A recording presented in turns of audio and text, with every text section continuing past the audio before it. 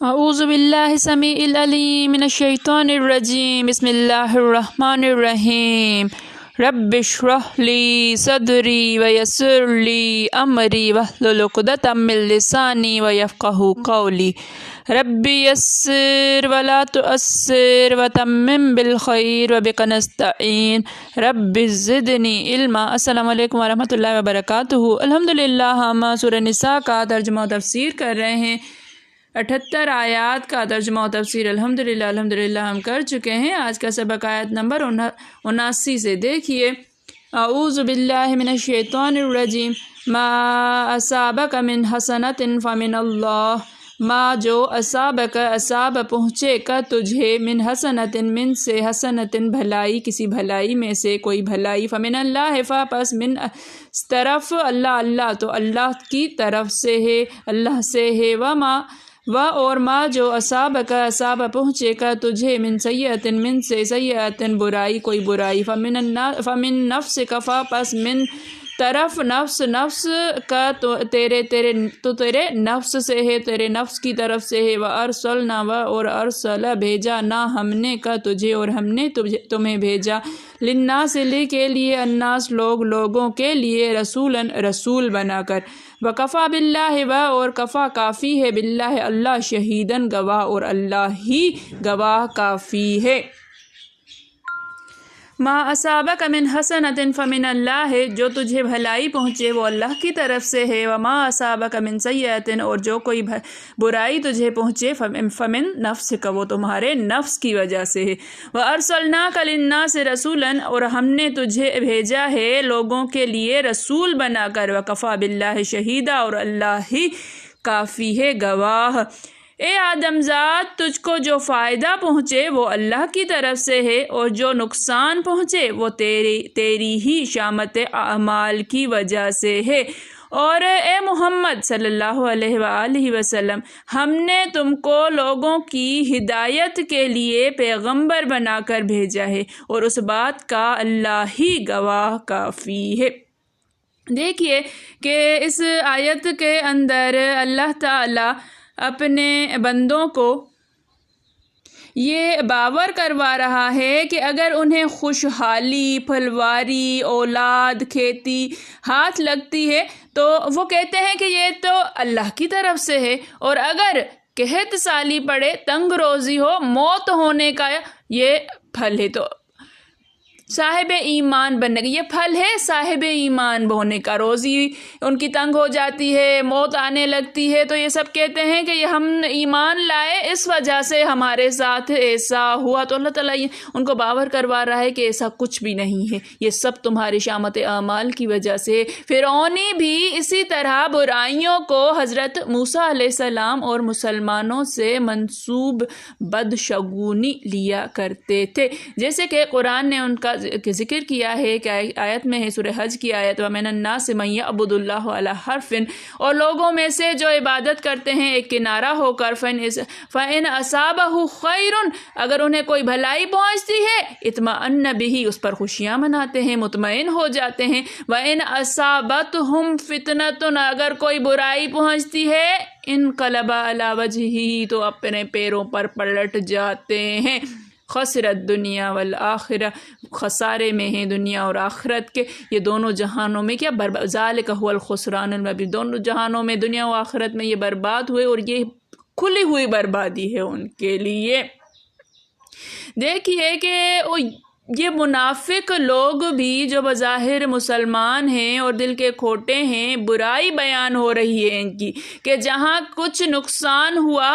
اور بہک گئے، کہ اسلام لانے کی وجہ سے ہمیں نقصان ہوا۔ سدی رحمۃ اللہ فرماتے ہیں کہ حسنہ سے مراد یہاں بارشوں کا ہونا، جانوروں میں زیادتی ہونا، بال بچے بکثرت ہونا، خوشحالی میسر آنا وغیرہ ہے۔ اگر یہ ہوا تو کہتے کہ یہ سب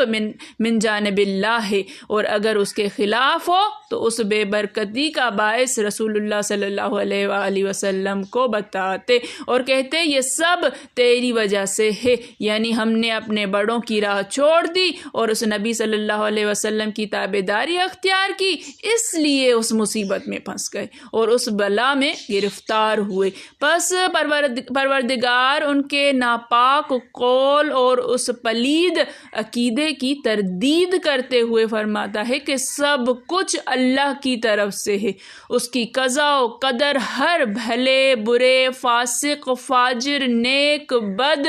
مومن کافر پر جاری ہے، بھلائی برائی سب اس کی طرف سے ہے۔ پھر ان کے اس قول کی جو محض شک و شبہ، کم علمی، بے وقوفی، جہالت اور ظلم کی بنا پر ہے، تردید کرتے ہوئے فرماتا ہے کہ انہیں کیا ہو گیا ہے، بات سمجھنے کے قابلیت بھی ان سے جاتی رہی۔ یہاں پر ایک غریب حدیث بیان کی گئی ہے، لیکن چونکہ اس حدیث کو من گھڑت کہا گیا ہے اس لیے ہم اس کو نہیں پڑھ رہے۔ پھر اللہ تعالیٰ اپنے نبی صلی اللہ علیہ وسلم سے خطاب فرماتے ہیں جس سے مراد عموم ہے، یعنی سب سے ہی خطاب ہے کہ تمہیں جو بھلائی پہنچتی ہے وہ اللہ کا فضل، لطف، رحمت، اور جو برائی پہنچتی ہے وہ خود تمہاری طرف سے تمہارے اعمال کا نتیجہ ہے۔ جیسے اور آیت میں ہے وَمَا أَصَابَكُم مِّن مُّصِيبَةٍ فَبِمَا كَسَبَتْ أَيْدِيكُمْ وَيَعْفُو عَن كَثِيرٍ، یعنی جو مصیبت تمہیں پہنچتی ہے وہ تمہارے بعض اعمال کی وجہ سے، اور بھی تو اللہ تعالیٰ بہت سی بد اعمالیوں سے درگزر فرماتا ہے۔ مَا أَصَابَكَ مِن حَسَنَةٍ فَمِنَ اللَّهِ، یہ والی آیت جو ابھی ہم نے پڑھی ہے، وَمَا أَصَابَكَ مِن سَيِّئَةٍ فَمِن نَفْسِكَ وَأَرْسَلْنَاكَ لِلنَّاسِ رَسُولًا وَكَفَىٰ بِاللَّهِ شَهِيدًا میں فَمِن نَفْسِكَ، یہ جو ہے نا وَمَا أَصَابَكَ مِن سَيِّئَةٍ فَمِن نَفْسِكَ سے مراد بسبب گناہ ہے، یعنی شامت اعمال۔ آن حضرت صلی اللہ علیہ وآلہ وسلم سے منقول ہے کہ حضور صلی اللہ علیہ وآلہ وسلم نے فرمایا جس شخص کا ذرا سا جسم کسی لکڑی سے جل جائے، یا اس کا قدم پھسل جائے، یا اسے ذرا سی محنت کرنی پڑے جس سے پسینہ آ جائے، تو وہ بھی کسی نہ کسی گناہ پر ہوتا ہے، اور ابھی تک تو اللہ تعالیٰ جن گناہوں سے چشم پوشی فرماتا ہے، جنہیں معاف کر دیتا ہے، وہ بہت سارے ہیں۔ اگر ہم اپنی زندگی میں تھوڑا سا غور و فکر کریں تو ایسا ہوتا ہے کہ ہم کوئی بھی بری بات سوچ رہے ہوتے ہیں، کسی کے بارے میں برائی سوچ رہے ہوتے ہیں، یا کوئی ہم نے برا عمل کیا ہوتا ہے، کوئی گناہ کا کام کیا ہوتا ہے، تو فوراً ہمیں کوئی چوٹ لگ جاتی ہے، فوراً وہیں پر ہماری پکڑ ہو جاتی ہے، اور ہم سنبھل جاتے ہیں کہ ہاں ہم نے یہ والا گناہ کیا تھا، اس وجہ سے ہمیں یہ چوٹ لگی، اس وجہ سے یہ ہمارا ہاتھ جل گیا، اس وجہ سے ہو گیا۔ لیکن سمجھنے کی بات ہے، جو سوچتے ہیں وہ توبہ بھی کرتے ہیں۔ اس مرسل حدیث کا مضمون ایک متصل حدیث میں بھی ہے۔ حضور صلی اللہ علیہ وآلہ وسلم فرماتے ہیں اس کی قسم جس کے ہاتھ میں میری جان ہے کہ ایماندار کو رنج یا جو بھی تکلیف و مشقت پہنچتی ہے، یہاں تک کہ جو کانٹا بھی لگتا ہے، اسے اللہ تعالیٰ اس کی خطاؤں کا کفارہ بنا دیتا ہے۔ ابو صالح فرماتے ہیں مطلب اس آیت کا یہ ہے کہ جو برائی تجھے پہنچتی ہے اس کا باعث تیرا گناہ ہے، ہاں اسے مقدر کرنے والا اللہ تعالیٰ آپ ہے۔ حضرت مطرف بن عبداللہ رحمۃ اللہ فرماتے ہیں تم تقدیر کے بارے میں کیا جانتے ہو؟ کیا تمہیں سورہ نساء کی یہ آیت کافی نہیں؟ پھر اس آیت کو پڑھ کر فرماتے ہیں اللہ سبحانہ تعالیٰ کی قسم، لوگ اللہ سبحانہ کی طرف سونپ نہیں دیے گئے، انہیں حکم دیے گئے ہیں اور اس کی طرف وہ لوٹتے ہیں۔ یہ قول بہت قوی ہے اور مضبوط ہے، قدریہ اور جبریہ کی پوری تردید کرتا ہے۔ چونکہ تفسیر اس بحث کا موضوع نہیں ہے، اس لیے اس کو یہیں پہ رکھتے ہوئے آگے پھر فرماتا ہے کہ پھر تیرا کام اے نبی صلی اللہ علیہ وآلہ وسلم شریعت کی تبلیغ کرنا ہے، اس کی رضامندی اور ناراضگی کے کام کو، اس کے احکام اور اس کی ممانعت کو لوگوں تک پہنچا دینا ہے۔ اللہ کی گواہی کافی ہے کہ اس نے تجھے رسول صلی اللہ علیہ وآلہ وسلم بنا کر بھیجا ہے، اسی طرح کی گواہی اس امر پر بھی کافی ہے کہ تو نے تبلیغ کر دی، تیرے ان کے درمیان جو ہو رہا ہے کہ اسے وہ بھی وہ مشاہدہ کر رہا ہے، جس طرح کفار عناد اور تکبر تیرے ساتھ برتتے ہیں اس سے بھی وہ دیکھ رہا ہے کہ اللہ ہی شاہد کافی ہے، اللہ ہی شہید ہے، وکفا باللہ شہیدہ، اللہ ہی گواہ ہے ان پر۔ اللہ تعالیٰ سمجھنے کی توفیق عطا فرمائے۔ میرے پڑھانے میں، آپ کے پڑھنے میں، میرے سمجھانے میں، آپ کے سمجھنے میں کوئی غلطی، خطا، بھول چوک ہو گئی ہو تو میں اللہ کے حضور میں توبہ کرتی ہوں اور معافی کی خواستگار ہوں۔ ربنا تقبل منا انک انت السمیع العلیم۔ السلام علیکم ورحمۃ اللہ وبرکاتہ۔